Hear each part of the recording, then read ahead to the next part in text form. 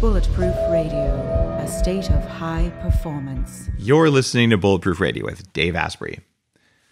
Today's cool fact of the day is that your brain activity is as unique as your fingerprint.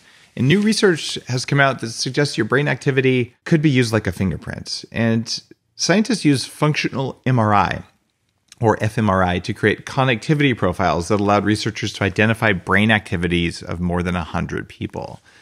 Now, scientists use individual brain connectivity to give them specific insights about your intelligence or personality. And by the way, at 40 Years of Zen, we can teach your brain to have new connections it didn't have before, which is part of what we do with one of the many different forms of neurofeedback we have there.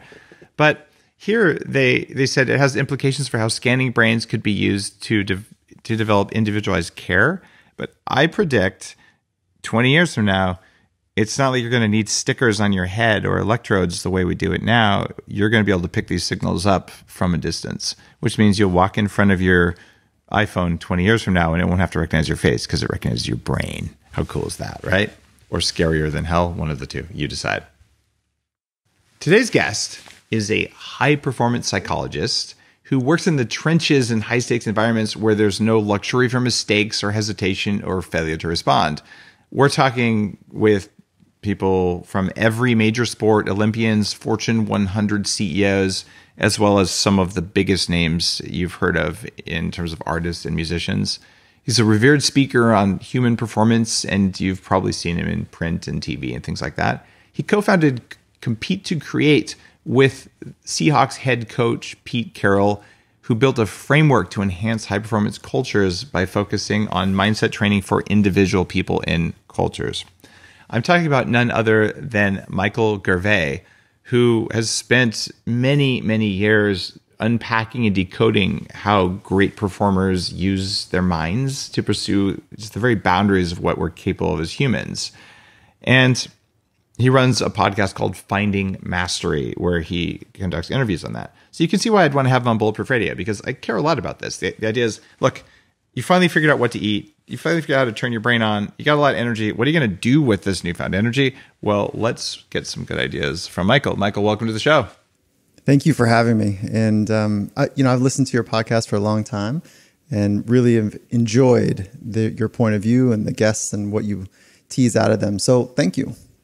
Well, thank you for listening. I'm always honored when I find that someone's listening to the podcast, and I'm pretty non-denominational about that. I was sitting in an airplane, and the stewardess walks up and goes, "Look what I have!" And it was a copy of the Bulletproof Diet. And she's like, "I listened to your show." I'm like, whoa, someone listens to my show. Because I mean, I see the numbers, and you see the numbers on Finding Mastery. You know how many people, but it's not personalized. So anytime someone says they've heard it, I'm like, hey, that's kind of cool. So I appreciate that you listen. It actually matters to me. And I always appreciate reviews too. It makes it real, right? Very cool. Do you deal with that on Finding Mastery? You sort of like, okay, I'm interviewing someone, I'm having a good time, but then you don't really know that people are listening? Like you know cognitively, but you don't have the Yeah, I mean, I think the whole idea for conversations that are working to get to the source is that you've got to get past all of the media mind, all of the thoughts of approval, and to really get into that place where you're helping the other person, or in this case, me, myself, is just working to get to the truth, the authentic truth of what we understand and what we don't understand. And so, yes, to do that, we've got to fade away, that there are lots of people listening. And so that, it's a little bit of a challenge. Now, you call yourself a curious adventurepreneur. What the heck is that? Yeah, well, it's not hard to put those three thoughts together, but curious, okay, so the beginner's mind and really wanting to learn and understand and do so at a progressive clip. And then adventurepreneur is a hyphened word where, I really do value the entrepreneur venture and the frontier that is required to do that well. And I've spent my life in the backcountry, working out, and not always just the backcountry, but I've spent my life effort working with people in the backcountry, living in the backcountry, to better understand how do people operate when there's swift and harsh consequences. And so that adventure part of life, I don't see life as a journey. I see it as an adventure. And I think that those three words matter to me. And so that's how I frame it up. Okay. That makes a lot of sense. And you talk about not having the luxury of second guessing and things like that. One of the things that caught my attention is that you worked on the Stratos mission, the guy with Red Bull who jumped out of a hot air balloon from the very edge of space and all that, which was from 128,000 feet. Crazy stuff. What did you do as a high performance psychologist when you're working with Felix? I'm not even going to try and say his last name. Baumgartner, but it's probably French, so I probably said it wrong. But. No, that was it. Yeah. All right. I mean, yeah. So, I'm classically trained as a psychologist with a specialization, if you will, in sport and performance. And then there's no such thing really as a subspecialty, but that subspecialty would be consequential or high stakes environments. And so what do? We meet the person where they are. We understand the framework that they're working from. So understand his framework. And by the way, Dave, this is all, anything I'll talk about is already publicly available. Of course, yeah. I mean, as a psychologist, you're bound by certain things. You're not allowed to say it. You're not allowed to say it. Just tell me. That's cool. Yeah, no, for sure. They just did a 30 for 30 on the psychology of his jump, which, shared much of what we're talking about here. And so what do? We figure out what is the sturdy, nimble, flexible framework that he wants to create to do this thing that's never been done before. And if you're going to do stuff that no one has ever done, let alone you yourself, that's a thin herd, tip of the arrow type of experience for people where there's not a whole lot of data points to bounce off of. So essentially what happened for him is that he had an intense, anxious response to being in the suit. And we could call it claustrophobia, but it was just an intense, anxious response. So we just use good science, walk through systematic desensitization, walk through flooding protocols to help him extinguish fear, and just backfilled with any mental skills that would be able to, or not that he would need to be able to employ to be able to do something that was incredibly dangerous. So what was the number one thing that helped with that claustrophobia response? Like kind of the top thing of that list? Well, it's not lost on you probably that a systematic desensitizing to a phobic response is the system itself is, I think, the good stuff, right? So we could say that the tactic of breathing or the awareness of self-talk are important skills, which they are, but it's the scientific method that you walk back by scaling up on a piece of paper from 1 to 100. At 1, what is the smallest trigger you have? Thinking about the response, and then all the way up to 100. What does the full panic experience feel like? And just listing, every 10 or so, increments, what are those triggers? And so that in of itself is a really strong, concrete, mechanical way to help somebody externalize this internal sensation of fear. So the hack was really just sort of exposure therapy, for lack of a better word. Well, yeah, that's what it is. Those are the two types of exposure therapy, flooding or systematic desensitization. And I wouldn't call it a hack. I would call it it's a lot of work now. And, it's an incredible investment that requires incredible vulnerability, incredible courage, and a very disciplined approach to backfilling the mental skills to be able to do the thing that you want to do. And I think that that's such an eloquent marker for so many of us. Those are required vulnerability, courage, and a disciplined, almost relentless approach to develop the skills necessary. That relentlessness is really important. And I admit I was baiting you by calling it a hack, because I've heard some of your podcasts. You're like, I don't like hacks, and hacks aren't real.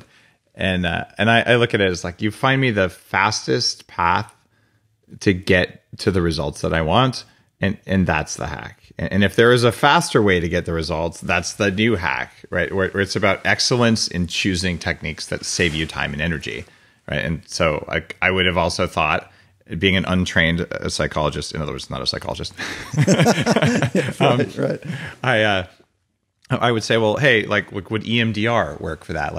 Is there a faster path to turn off the inner response? And for people listening, EMDR is eye movement dissociative response. It's a way for certain traumas to allow you to stop responding to them very quickly. But the idea here is, otherwise, like, oh, I'm a bad person because I have claustrophobia or whatever it is. Or I'm weak, or it's a moral failing, or I'm not good enough, or whatever the voice in your head says, right? But to go from there, like, okay, is exposure therapy going to be the fastest path or something else? But when I'm using the word hack, it's like, hey, it means you have control of it. And that's what hackers do. They take over control. And so sometimes people respond negatively to the word, but I actually wanted to go deep with you on, okay, like, what's the issue with the term hack, given that context? Yeah, cool. Well, I think the principles are beautiful that you just said. Like, what is the most efficient way to grow, to change? Like, that is what I think about, like, progression, and like really committing and organizing one's life for that aim is rare. It's hard. Yeah. And what I found is that, the word hack, to me, now this is just me, and I'm not suggesting that both of us are not looking for the most efficient ways to find change. Oh yeah. But the word hack conjures up a shortcut. It conjures up a path that is not willing or wanting to do the hard yards. And so to me, there is no shortcut to self-discovery. There's no shortcut to awareness and mindfulness. There is no shortcut to, that deep, rich ability to authentically express yourself in any environment. A matter of fact, it's the opposite of a hack. The hack is to, in your words, is to have the most efficient way to grow. Got it. But the most efficient way to grow, coupled with the desire and the crave to be in difficult situations. And when you can get those two things to hang together, to coalesce, there's something really powerful that takes place for, the adventure or the path of, let's call it something really heavy, which is wisdom. Yep. And there's just no hack for wisdom. Now, there's effective ways to learn, but anyways, so that's where I sit on that term. And then, so. Well, it's interesting you talk about facing uncomfortable situations, and certainly growth is important, and sometimes pain is a part of that. Like, I decided, having weighed 300 pounds in the past, and really having had some issues with just being willing to do almost anything except be alone. Like, hey, I'll just go fast in a cave with no one around for 10 miles for 4 days. So I'll just deal with hunger and loneliness. Okay, not exactly a super comfortable situation, but a meaningful way to deal with whatever's going on and make sure that you've got a handle on it. However, I could also have gone to a psychologist, Lucy from Peanuts, and paid my nickel and sat on a couch for 20 years talking about those things, right? And still been on the path, still been feeling the pain, but not gotten the same results.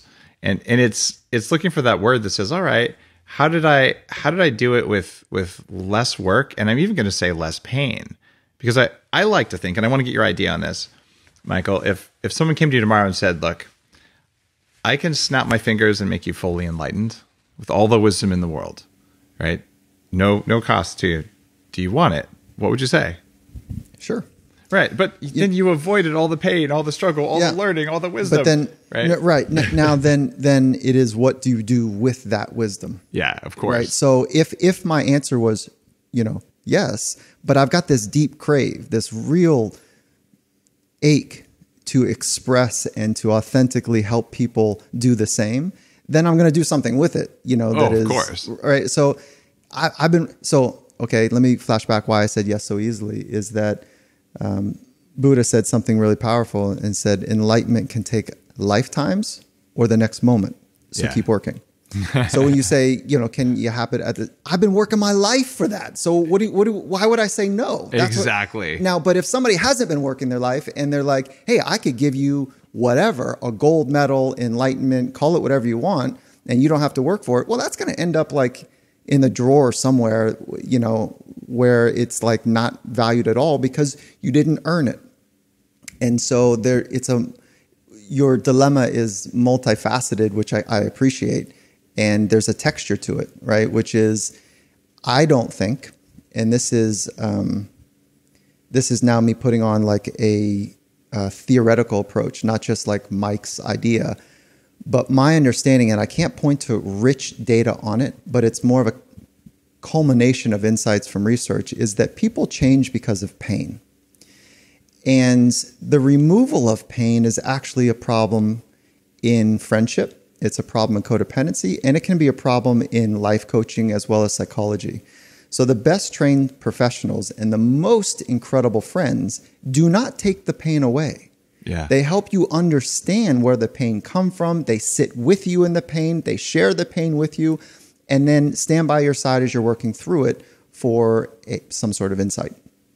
And so, like, it's textured. It's textured. The people who take away the pain are quite often codependent, right?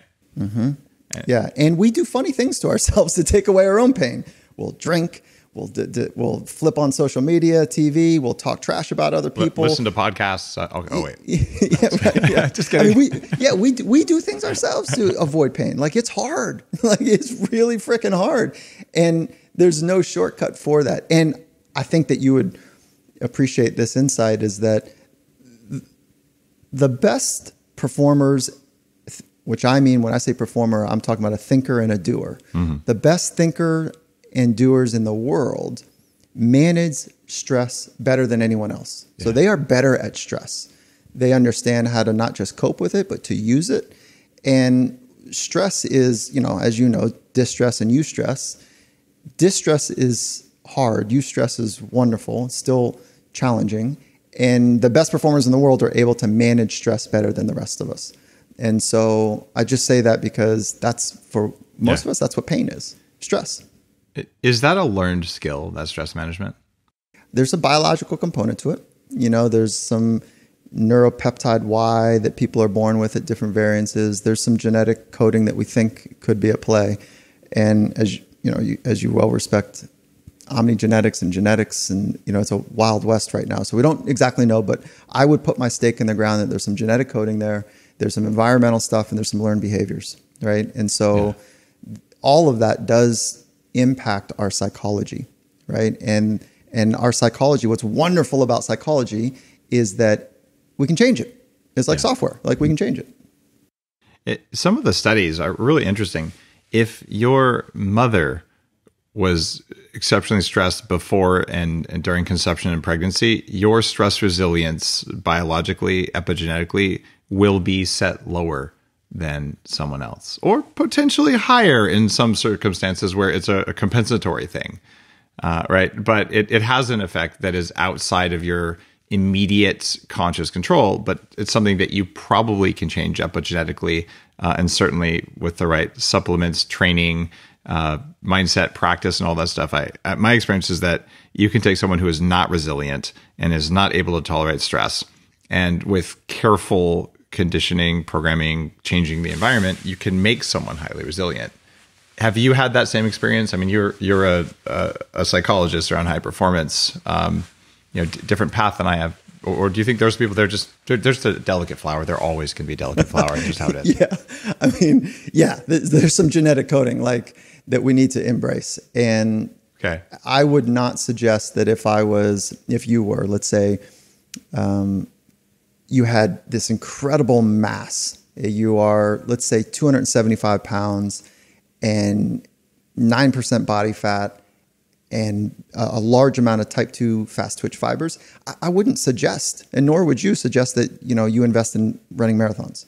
So this knowing your genetic coding, matching that into an intelligent environment that's going to support and challenge you, and then this relentless, uncommon investment in the internal world is like there's no secrets, by the way, right? But those are three key elements to finding your very best. It's true that focusing on your strengths, that's one of the laws that came out in Game Changers, is, if you're built to be a power lifter, don't be a triathlete. You're not going to like your life. And in fact, I had an Olympic medalist and CEO of a DNA testing company on the podcast recently. And it was funny because I was 2% better than the Olympian in terms of the type 2 muscle fibers. So I'm built to break things and pick them up, but not run very far. So if there's a tiger chasing me, I'm supposed to pick up the triathlete, break them over my knee, and throw them to the tiger so I can get away. It's very clear. That's very good. But good to know that. I was a little bit better than the athlete who could kick my ass. But the guy who was the most ripped was the CEO of the company, and he was totally 90% genetically supposed to be an endurance runner, but he had bigger shoulders and biceps than the Olympic athlete or me. And like that's weird because we do have some control there. What do you do when someone comes in and they're like, I want to be the world's best, and you're like, you're not genetically set up for that, or like that's going to be way more of a challenge for you than a normal person? What do you say to them? It's interesting. I don't know because I don't spend time with them. I fire them as patients, tell them to get out. Okay, got it. Yeah, well, I think it's probably useful to give a little bit of a landscape. The way that I organize my life is in working laboratories, and I have 1 or 2 clients a month. That's it. Okay. And we spend 8 hours in one day, and it's non-conventional. The traditional model doesn't work for me, which is like this 45-minute, pay as you go. Like it just doesn't work. So it's an intense, exhausting day to get to insight with a real rich plan to invest in growth. And so I'm fortunate at this point that the people that I'm spending time with are already tip of the arrow performers, and they're saying, "Hey, listen." I want to grow. I'm already like the gentleman I just spent time with. He announced that he's going on tour and it sold out in 22 minutes, like across the globe. They're already exceptional at what they do. And so what my experience has been is that most people are looking for peace. Yes. They're looking for contentment. They're looking for a better way of living in the doing that they're doing. And there's a model that I think that we're staring at right now, which has been passed on, I think, by at least 2 generations, like our grandparents, if you will, our great-grandparents, is that we need to do more to be more. Yeah. And I need to do extraordinary to be extraordinary. And I'm watching right now, right in front of my eyes, the best in the world flip that model. And they're saying, no, that's not what it is. I need to be more. I want to be more. And let the doing flow from there. I want to be more grounded, more present, more authentic, more creative, more expressive, and let all of my doing, all of my training, if you will, flow from that orientation. And it's refreshing to hear those conversations from people that you would think are primarily externally driven to be the best. And they're saying, no, I want to be my best. And yeah, that in and of itself, it's kind of begging the question that you asked, like, what do you say? What I'm hearing is that people want to be their best, not the best, but they're already the best. Right. And so they're committed to the personal improvement, not comparing themselves to others. Yeah. And I think there's a disavowalment. There's an emptiness when you're chasing the temporary, and then you achieve the temporary. Like you're on the podium, national anthems, or you got that $1 million first millions or whatever. And it's like, okay, is that it? Is that, oh God, what am I doing? And there's a game-changing moment for me where it was early in my career, about 17 years ago now. And this brilliant little gymnast had the national anthem playing. She was top podium and she was crying. And the whole world thought that she was the icon of achievement. And she, that, oh my gosh, she's really feeling it on the podium. And when she got off, she said, "Did you see I was crying?" I said, "Yeah." And she said, "I'm no different. I thought that this was going to change me and I'm still miserable." I love that. Yeah. There's a dark road. There's a dark path. There's a dark side to performance for sure. Elite performance. I've had 2 situations in my life that were like that. The first, I was 22, maybe 23, and I sold the first thing that was ever sold over the internet. It was a t-shirt that said "Caffeine, my drug of choice." And we didn't have the name e-commerce. No one had ever done it. And I got an Entrepreneur magazine. They're like, "Hey, this fat kid in a double extra large shirt is selling stuff over this inner something or another." No one's ever heard of the internet back then. And, historically, like, oh, that's really cool. At the time, like, I'm just trying to pay for my college here. And I got nothing. So this is, a cool thing. And so I'm like, I'm famous. Like, I've been on Entrepreneur magazine. I'm getting phone calls from reporters all the time. And I was still anxious and miserable and didn't even know I was anxious, but I was not happy at all. I didn't change anything. So like fame doesn't do it. And like, I don't care about fame. And then 26, I make $6 million. And I told a friend, and this is in Game Changers, both of these, the new book. But I told a friend at the same company where we'd all made more money than we had any business making, like, I'll be happy when I make 10, right? Because I was no happier with the money. And so when I look at the results from these, almost 500 people I interviewed in Game Changers, I asked them that question that you've heard on the show, the 3 most important pieces of advice. Not one person said fame, power, or money. Like it didn't even rate one blip on there, right? And man, I wish someone had told me that when I was 20, because I was absolutely convinced that those things were going to be the key to happiness. And it sounds like your Olympic athlete, was saying, I'm going to get the gold medal and it's going to make me happy, or it's going to give me peace, or give me whatever state I want, and it did nothing. Yeah, and that's, it almost feels though saying and talking about it in this way can almost feel elitist in some ways. And I don't ever want that to be the case. No, it's not meant to be. It's when you've actually done it, it isn't what you think it is, right? Right. Yeah. And then, but if you haven't done it and you are struggling and you look across the classroom, or you look across wherever you are, and you see people with nicer shoes, you see people with a nicer car, with a nicer home, and a more luxurious, happy looking life, that at some level, it really is healthy to want better. Yeah. And so there's a trap of always wanting better. And something happens in the thin herd of rare space for performers, is that if you don't give up the search at some level, you're constantly chasing the next thing, the next, I don't know, the gadget or thing that will help you be better. And there's a healthy part to wanting to be better. And there's also a really important part to say, wait, everything I need is already inside me. Mm-hmm. And it doesn't feel that way when you look and you're like, but I got broken shoes and my car barely starts, and fill in the blanks. And, I've got a leaky roof. So, life is challenging and it's hard. I think life is really hard. And that's why I go back to, like, I don't think there's a shortcut. There's just really embracing this incredible adventure of not knowing. Well, let's go back to the recording artist who sold out in 22 minutes. Okay. Here's a man or a woman who is at the top of their game, clearly making millions of dollars. If you sell a global tour like that, you don't have to worry about money.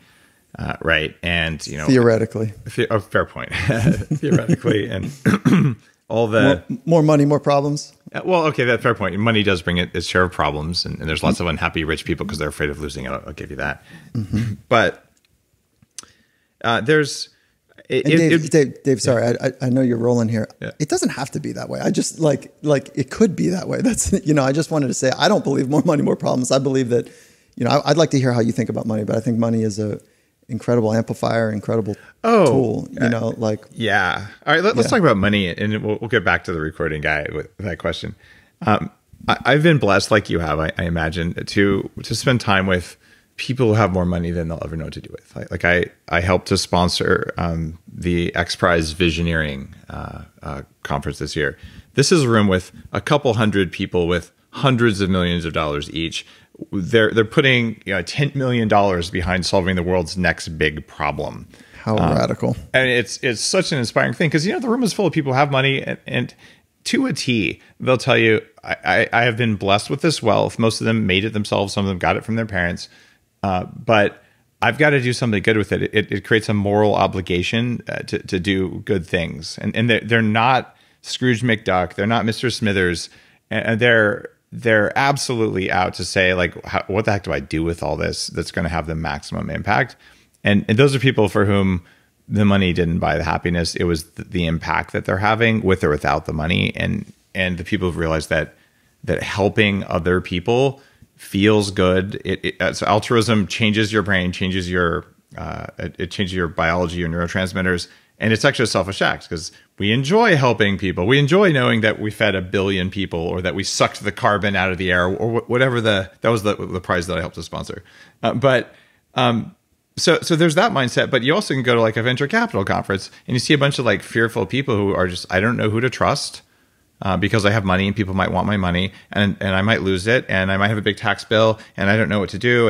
And they can be in a really dark place. And I think they both have equivalent amounts of money. Some are like, oh my God, look at this opportunity. And other one's like, oh, I could lose it.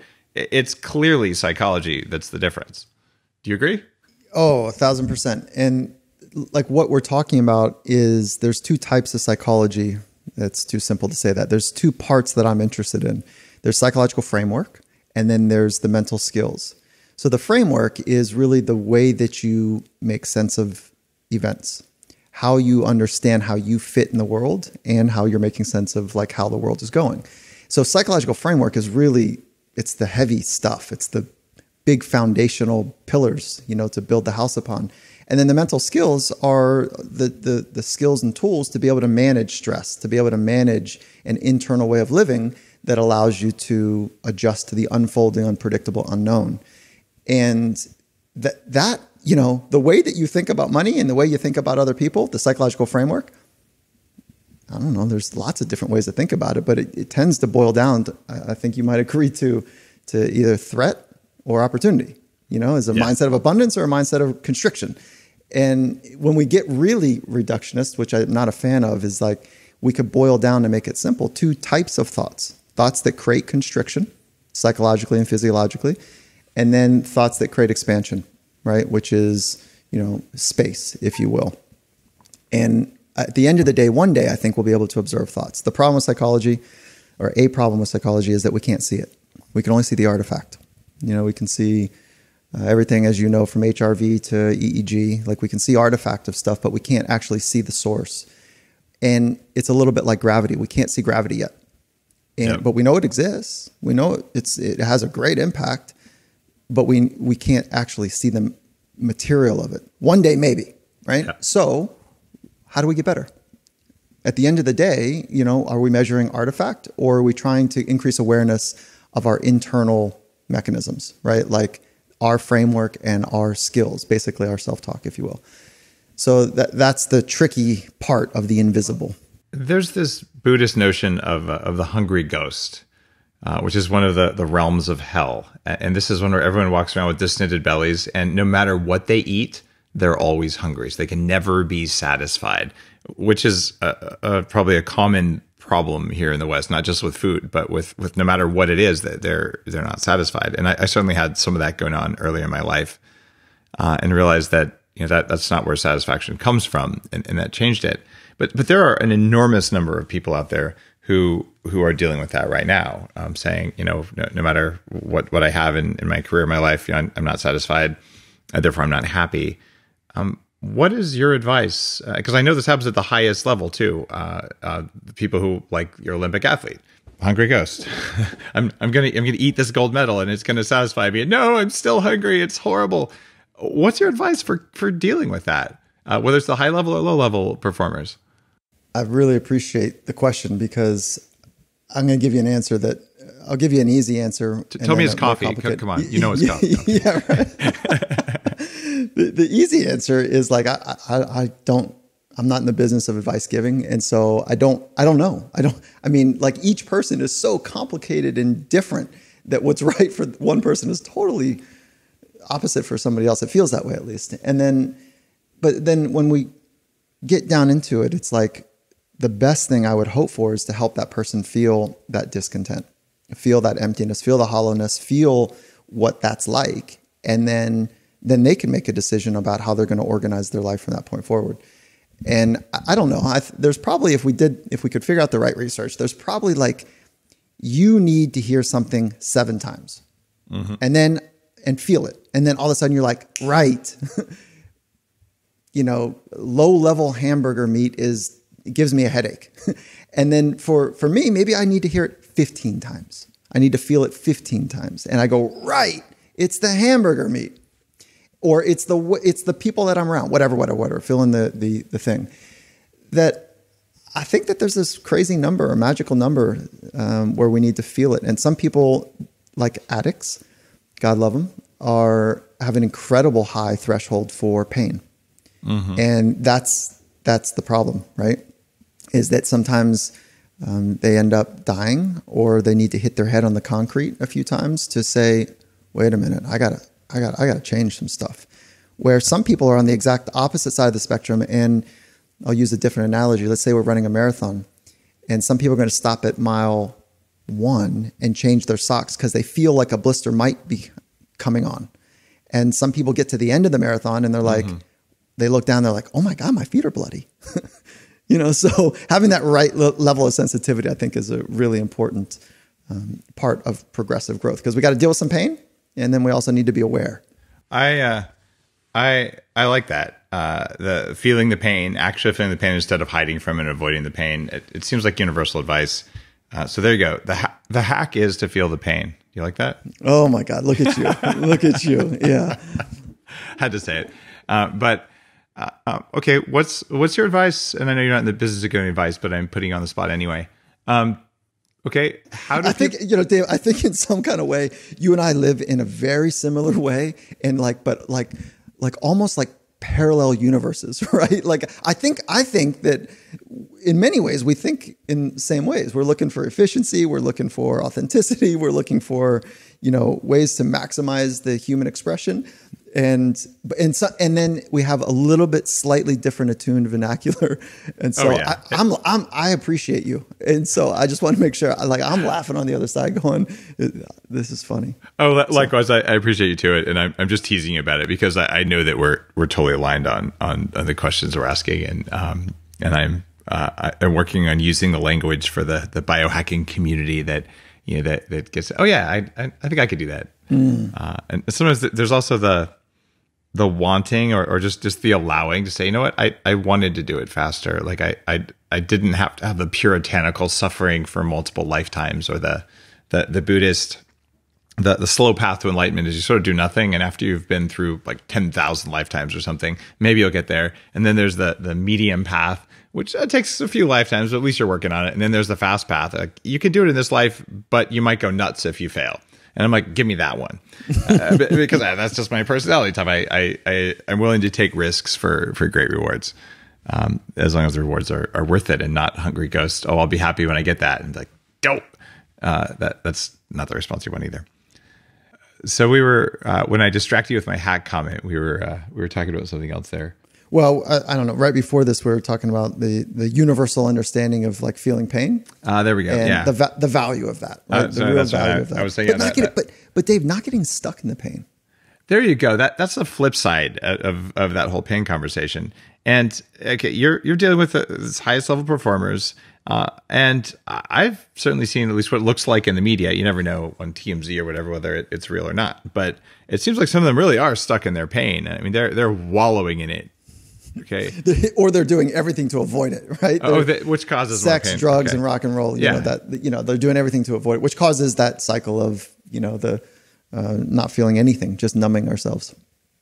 But in your experience, there's no one recommendation for truly feeling the pain and truly dealing with it.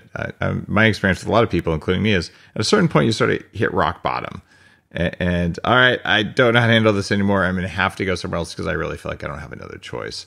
There's got to be a better way. Like, I don't want everyone listening to the show to have to, really like, I just went to jail, or I was homeless for a while, or, I became an addict and I suffered for years. And eventually I figured out how much it sucked and I got out of it. And like, I've interviewed Joe Polish, and, he talks about that real openly. He did all that, but like, I don't want to do that. I don't want anyone else to do that. How do we help them shortcut that? Okay, so I don't think there's a shortcut, but I think the most efficient work we can do is to line up our thoughts, words, and actions. Okay, and so how do we do that? It's like you've heard the thought or the phrase that the longest distance in the body is from the head to the heart. And so awareness, like investing in the awareness of the internal environment, our thoughts and our words, line those two things up and have the skills to be able to do that in any environment so that the actions have alignment. And the most powerful people are those that have thoughts, words, and actions aligned for their, let's call it mission in life, for their, the purpose and the meaning that they're exploring in what we know to be the material life here. So that's, I don't know. I don't think there's a shortcut to it, but I think that the most efficient investment that we can make in ourselves is increasing the awareness of our internal world. And it is so freaking hard because it's invisible. And for years, we've had a stigma around looking within. Now, early days in philosophy, like that's what they did. They looked within and they wrestled with big problems. And then psychology was born out of the medical model. Right. And that medical model looked at dysfunction and what was broken. And I know that makes your hair stand up, that's a crazy way to study something. But there's a great value in that, right? If you can understand why something broke or how to fix something, it leads us to the conversations we are in now. And I get to stand on the shoulders of incredible giants that have used science to investigate what's good, what works. How do the best thinkers and doers, from a research standpoint, organize their internal life and their external world? And there is that alignment of thoughts, words, and actions that makes it really powerful. So how do you do that? Well, mindfulness certainly is an important part of that process, becoming aware, and then having the skills to navigate and adjust, the mental skills, if you will. Okay. Sounds pretty esoteric and not very nailed down and actionable, though, and that's okay. By the way, if you could do that, I think you'd write the next massive spiritual tome on that, because this is what every major religious tradition has been working on for thousands of years. Is that problem? So it seems though that we're reaching the point from what you mentioned earlier around the ability to use heart rate variability and EEG and just to get data about our state, fMRI, SPECT scans, that maybe we can do things differently or faster than we could before, just because we're not just sitting in a cave looking around wondering and feeling and sensing and writing it down and passing it to the next generation. But that it's faster. Is that a safe assumption? I mean, do you see that in your practice with your clients? Oh yeah. I mean, if you look at how some of the most extraordinary thinkers and doers organize their external world, is they're looking for the most accurate and the most timely feedback. So they have coaches, that are on the field with them, giving them real-time feedback about move your hip this direction, one step back, not a full step back, adjust your elbow. Like they're getting real-time, feedback that's highly accurate. Right. And so they're craving feedback loops to help them know what to change and how to change it. And so we can use artifact technology, HRV, EEG, fill in the blanks. We can use that to inform the internal. And so, but that I will say that, and so I invested in an EEG company probably, 8 years ago. Yep. And I love it. I think it's a worthwhile investment. The business venture didn't pay dividends for me, but I think that it's an important technology to pay attention to. Yeah, I have an EEG facility in Seattle. But it's work, but it's real science. Like there's stuff there. Yeah, we can see some stuff and make some informed thoughts around that. So yes, and my experience with technology is that it doesn't allow for wisdom. Yep. Right? It will help with efficiency. And so I'm looking for both, right? So I don't know what replaces internal quiet observation, like that and writing. So people often ask, like, what are the most effective ways, outside of technology? And I say, listen to yourself. I say, have great conversations with wise men and women and write, because hopefully you're not BSing yourself, and you can't BS a wise person very easily, at least. So those are three mechanisms I think important. And you should see the technology. I love technology. I think it's a really important piece for the feedback loop. When you say, hopefully you're not BSing yourself, I mean, doesn't psychology as a field exist because people are so good at BSing themselves? Oh yeah. I mean, come on. Like we've got narratives and stories. Yeah. Yeah. So I've used technology to maybe help me get wisdom where, okay, I didn't believe I was BSing myself, but when you look at the EEG, you can see that you're BSing yourself. And it's that mirror that lets you go, you know what? I was believing my own story. Apparently my powers of self-deception are legion. So therefore I should be less trusting of the angry voice in my head that says bad things about myself or other people, et cetera, et cetera. It feels like that is wisdom. I just wouldn't have believed it if some guru in a white robe told me that. But when I saw the data, I was like, oh man, all right, I'm doing this, and I didn't think I was, and I don't want to admit that I was, but I am. Yeah, and so when I respond to that thought, is that when we are sitting across from a trained psychologist, or we're sitting across an enlightened man or woman, a guru, if you will, or we have a technology across from us, all of those are feedback loops. Now, is technology 100% accurate? Sometimes it is. Sometimes it's noisy. Yep. Is the trained psychologist 100% accurate? Sometimes they're great. Sometimes they're not. So, Dave, what I would suggest to you is that you're still looking for an external loop for feedback, whether it's another human, which it sounds like you have low regard for the industry of psychology. Oh no, not at all. I've done, which is fine. I'm not mad about it by any means, right? But if I'm coming across that way, that's a mistake. I routinely tell people you need to go see a therapist or a psychologist or a psychiatrist sometimes. Sometimes, yeah. And all of those are valid fields, and so I was sort of joking. I said I'm an unlicensed or an untrained psychiatrist. My wife's an ER doctor, and she likes to say I'm a trained physician, and I go, yeah, I'm an untrained physician because that means I'm not one, right? So anyway, that was just my internal joke there. But I think I think that and there's lots of people that are like psychobabble bullshit. Like what is it? I'm not one of those. There's great value in what you do. Well, but it's the loop that we're looking for, right? And so, what are those effective loops to help people be more attuned to what? The truth. And like you said, we've got these crazy invisible defense mechanisms that keep us stuck in the same loop until somebody across from us goes, or technology goes, oh, you think you're calm, but actually your heart rate variability is 14.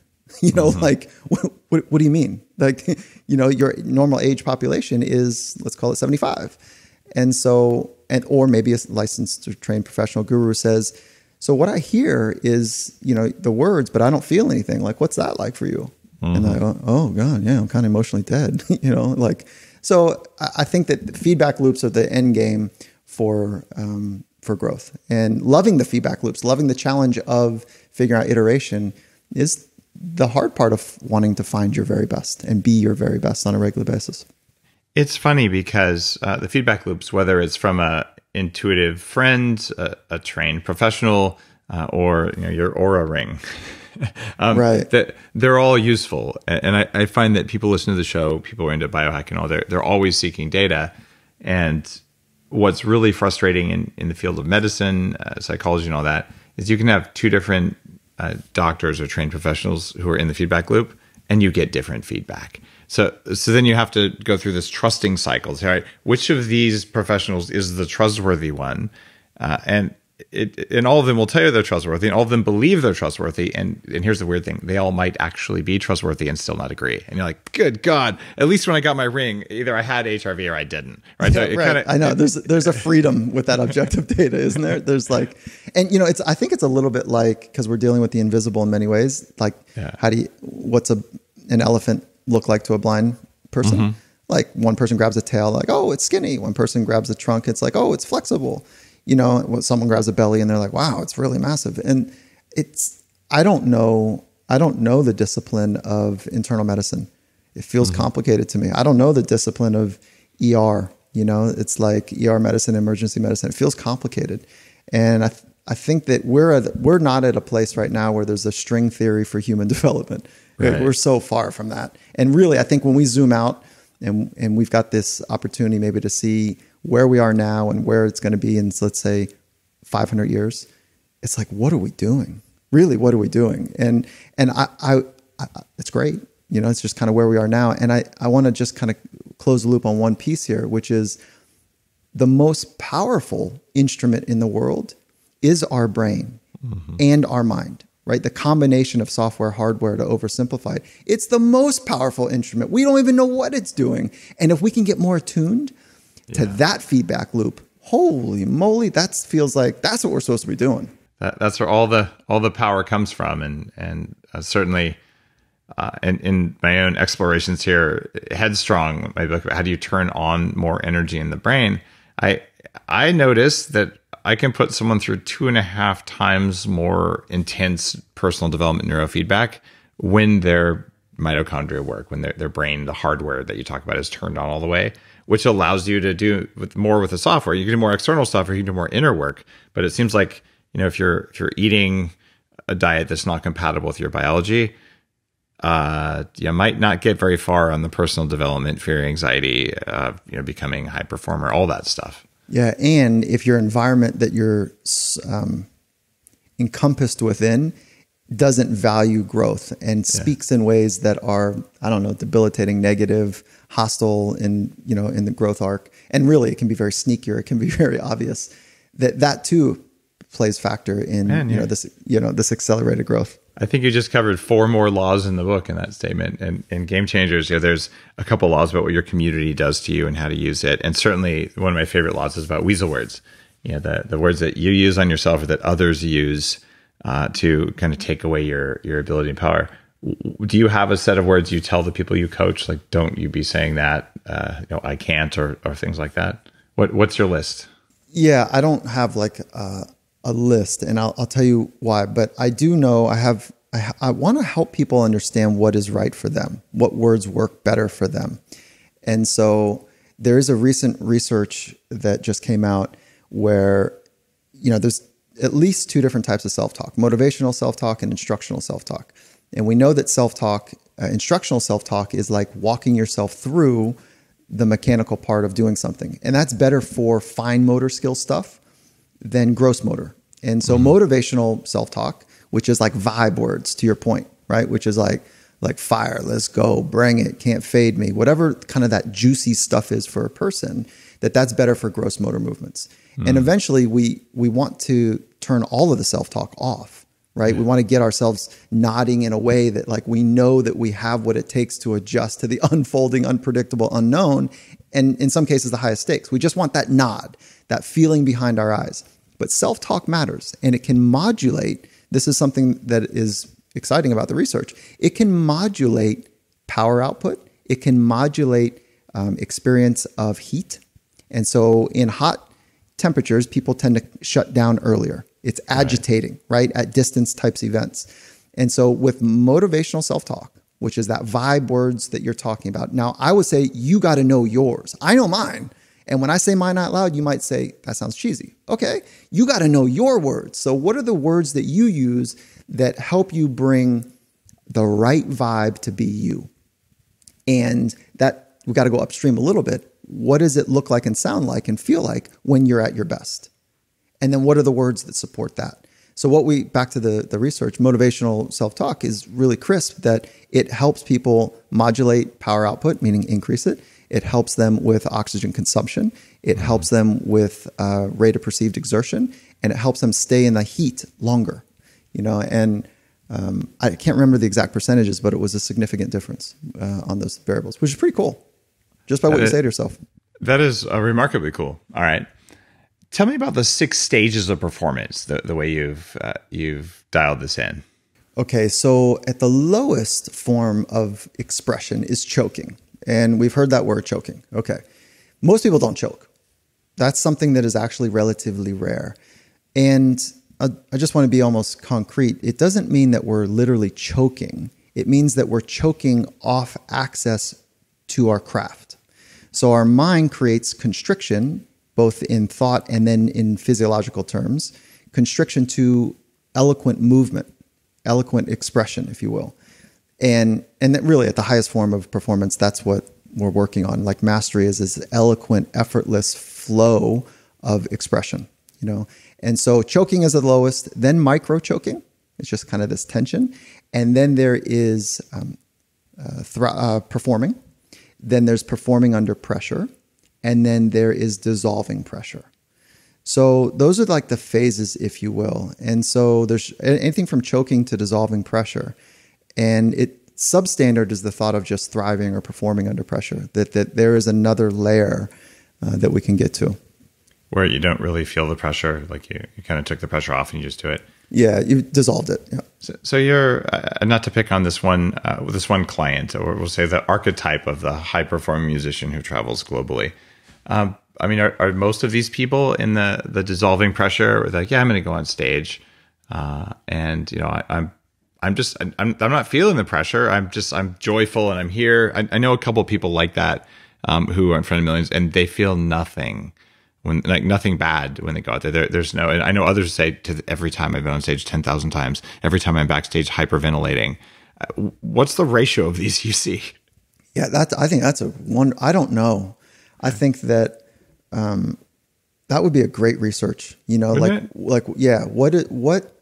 What is the pre-event experience for? Let's say we could get a large sample of like 100 elite performers. That'd be a ridiculously large sample. Maybe that's a really good idea that we could possibly do. Maybe we could do it together. But I'd be up for it. Yeah, that thought is really cool. And I think I would guess right now, like an a priori, thought about this would be that most are, they vacillate between this tension kind of survival mode, and then they get on stage, and you'll hear people say often, I just need that first note or that first hit in the ring or that first tackle on the field, and then I settle into it.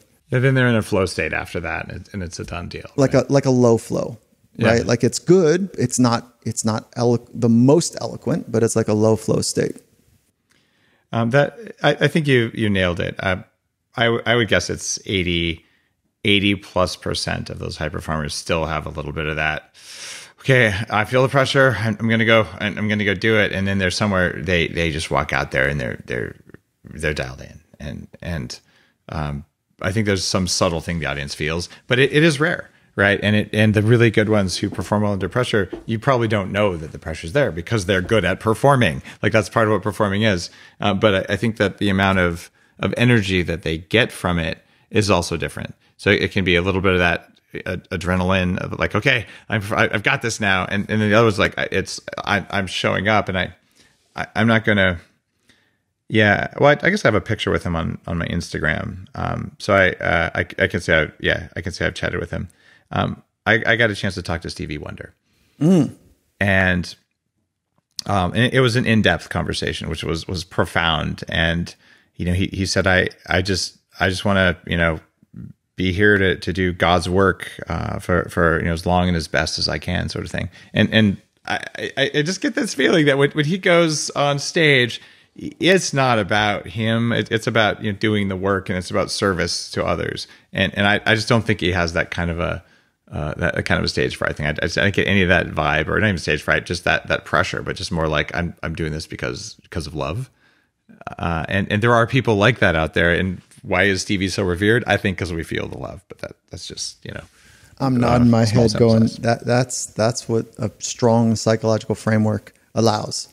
For if you can love people and not be consumed with what they think of you, there's an incredible freedom on the other side of that. Yeah. And most people, when they go on stage, and I remember like this first international moment I had, and it was maybe 17, 20 years ago. And I was backstage and everything was cool and I was feeling it and it was great. And it was my first international presentation. I was like, yeah, this is rad. And I'm there with a buddy, and I was just graduating. So it was about probably 20 years ago now, my program. And the president of the school was there as well. And it was a conference. And so I'm feeling great. And she's giving me this look like, yeah, this is like, this is going to be awesome. I can hear the buzz in the background of the room filling up. And my buddy, we're kind of like look, through the crowd, through the curtain, if you will. And I was going to challenge a theory in the field. Like, who am I to do that? And I didn't quite understand what that meant. And my buddy nudges me. He goes, hey, look who's in the front. I said, oh my God, that's him. And I look again, and I'm like, now I feel my heart just boom. And instant sweat. And he looked like he was 8 feet tall, 450 pounds, like this massive human being, much smarter, much bigger, much more dangerous than I ever thought of. Like I was this wet behind the ears kid, if you will. And I just feel entire fight or flight response get on. And you know what happened for me is I just circled and spiraled. What am I doing? I'm going to be exposed.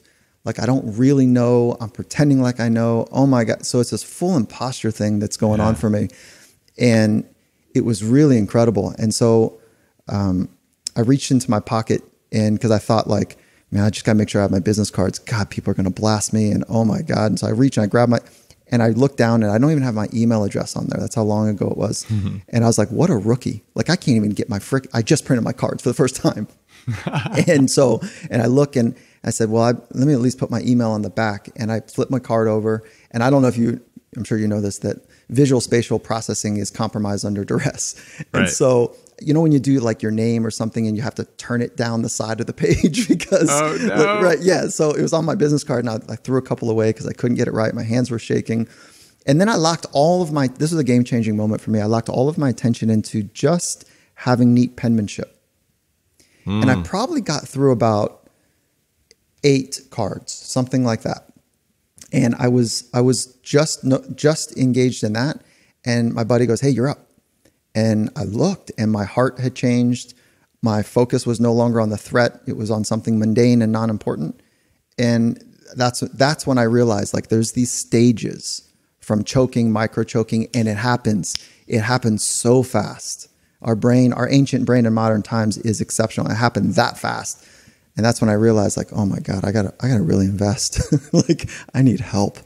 That is so cool. And I think most people who get to where they are, and you see them and you say, oh, like that was easy. They don't talk about what you just talked about. They don't talk about the 20 years of work that it took to get there. So I think sometimes it creates like feelings of maybe I'm not good enough from other people, because you don't see the struggle, you see the performance, and if it was done right, it looked easy, but that doesn't mean that getting there was easy. And so you're talking about that. I think more people have those moments you just talked about than not. Yeah, hopefully. And I would bet Stevie had plenty of them too, until he finally figured out that, man, love is so much easier. Let me just love. He must have it. It definitely blew my mind. He's a rare human.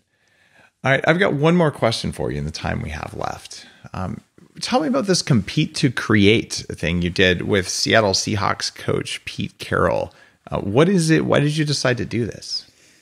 It was going into our first Super Bowl. And so he's extraordinary at the know-how and the structure to switch on a culture where people can explore and find their best. And then my skill set is around helping people that want to be their best invest in the mental part of the game, right? The mental skills part of it. So heading into that first Super Bowl, it was like 1 and 1 equaled something that's like not 2, but 11. Right. And so we're in the hallway at the training center, and he goes, can you feel, it was like, I don't know, 3 or 4 games left in the season. He goes, Mike, can you feel this? And I was like, yeah, it is rad. It is like unbelievable to be in the building. Like people are just bouncing around, flying around, feeling really strong and sturdy, both physically and emotionally. And he goes, do you think anyone outside of sport would be interested in what we're doing?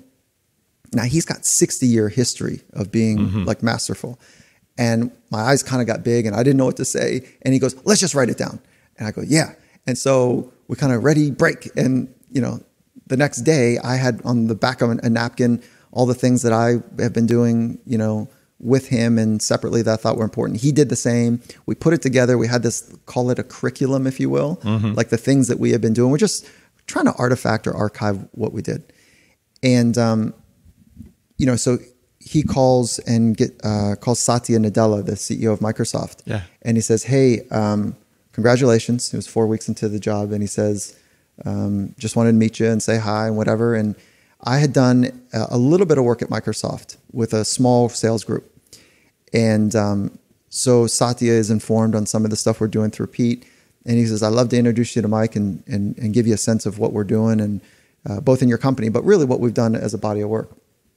And so that turned into just this beautiful relationship with Microsoft, 180,000 employees. Wow. And Satya Nadella saying in this meeting, he's got this beautiful office overlooking, Seattle proper. And he says, what I want to create is a meaningful place for the 180,000 people while they're here with us at Microsoft. And we have bold ambitions to do amazing things in the world.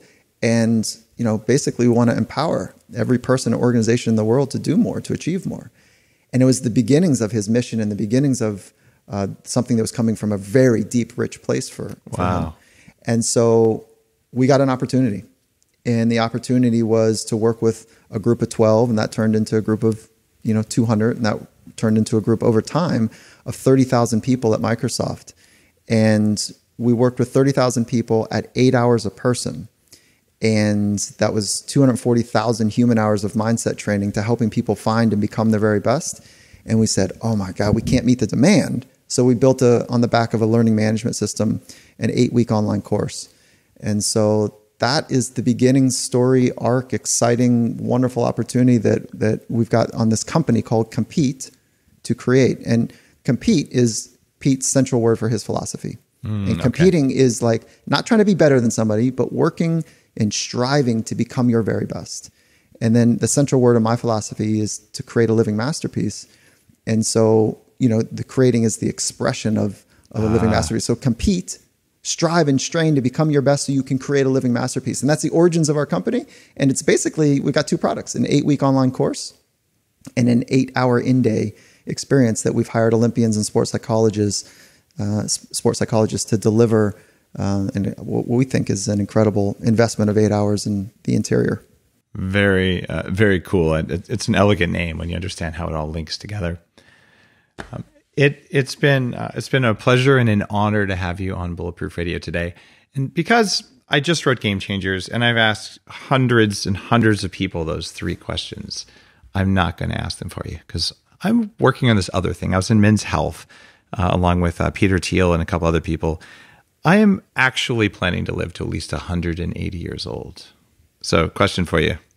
How long are you going to live and how long do you want to live? It's cool. I've thought about it. I want to live in a way that has purpose and meaning and is like helping this planet to thrive. And so the duration, I don't know. I mean, if you think about Jesus, he lived 33 years old and changed the frickin' globe. Buddha didn't live that long, like, I don't know. I mean, James Dean changed music, so I don't know. I wish I was as potent as some of those names that I just mentioned. I'm not sure James Dean and the Buddha were as potent, but you know what I mean? Like, I wish I was that potent. You got a wide variance there. Yeah. So I don't know. And I love that you've got this target number of 180. Have you talked to Tom Ballou? I have, yeah. Yeah. So I had a conversation with him on the Finding Mastery podcast, and you guys would vibe, I think, because he's got that same desire and want. I don't have a good answer for you there. It's all right. I mean, it's partly about a lot of people haven't thought about it.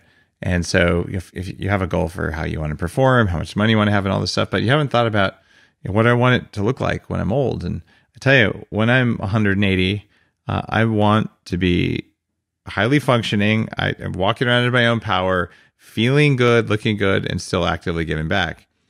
And that's a very different picture of being, quote, old. Because most people, they think of it and immediately they go to diapers, walkers, and putting your car keys in the fridge. And that's their picture. And like, right. No way, man, I'm not going out like that. Yeah. And no one has to. And so I'm asking because when you get a chance to talk to someone like you, you've done a lot of introspection. You've talked to a lot of interesting people. Like, how much have you thought about it? Like, are you planning for it? So it's always informative. Thank you for sharing. Yeah, no, thanks for the question. I'm gonna wrestle with that a bit. Awesome. For sure. And Dave, before we jump, I just want to say thank you. Thank you for having me on. I think there's challenges in our conversation that I loved. I love the sparring. I love the joking. I love the intensity. I really love that we can have that conversation because, I know you've got a learned mind and a disciplined approach to growth. And so I'm stoked to have the conversation with you. I just want to say thank you. You got it, man. And likewise, hopefully you don't mind me giving you a hard time about stuff because it's all in good fun and learning. Yeah, for sure. Well, Michael Garvey, your home website, I would say, was findingmastery.net. Is that sort of the best place or for people to go? Yeah, that is. You want to learn more? Yeah, that's like a funnel, if you will, of this capture of extraordinary thinkers and doers. And it's the podcast that we fired up to celebrate people. But that URL, findingmaster.net, that has your podcast, it also has links to Create to Compete on it? Yeah, compete to create. Or sorry, there you go. I said it backwards. So compete to create. So basically, if you're interested in the type of coursework and coaching that Michael has done for some of the world's very biggest names, you can find it there, and you can also hear about his podcast, Finding Mastery, on that same URL, findingmastery.net. Michael, thanks again, man. Appreciate you.